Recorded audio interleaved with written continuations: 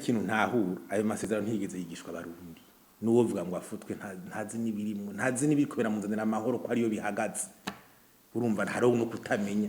ntazi yabonye inzego z'umutekano zirimwo bose yuko yabihawe n'amasezerano yarusha hari byazi ntazi ko gusubira muri demokrasi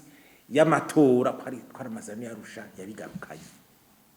ntazi kumbure yuko ibi byose wumva ngo imigwi yo gusubiza hamwe bari kwa abantu ngere bosubiza hamwe verite koza ntazi ko amasezerano yarusha ari yabigarukanye umva haro kutamenya none nk'umuntu avuze ngo amasezerano yarusha ngo have ngo yibaje na commission verite reconciliation umukuru y'uwaheruka kuyishiraho wumva ntibumva nibirimwe ahubwo nibirateye n'isoni kubona ikintu kiriko kiraja mu ngiro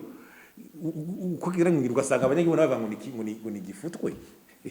abantu bavyumva ntabitabura ahubwo no kubibutsa kugira abantu bazaramenya ibiri ko birakogwa iyo vyavuye n'ingaruka vyazanye kugira igihugu rero cyane ugwaruka je ni mvuga rumenye aho tugeze ubu ko atari hamwe hakera nuwoza kuruhenda arujana muri bamenye tuti burya hariho ibintu vyasinywe ibintu byagize mwebwe bakuru bacu nimwe mwarigeze kuja mu ntambara n'inzira y'amahoro yaragarutse twige tuyadufanta tubana tuyifatirako ejo ntagira umuntu asore kwiyariguze mbere ngo ntavyo kuri cyangwa niyo bikurikiza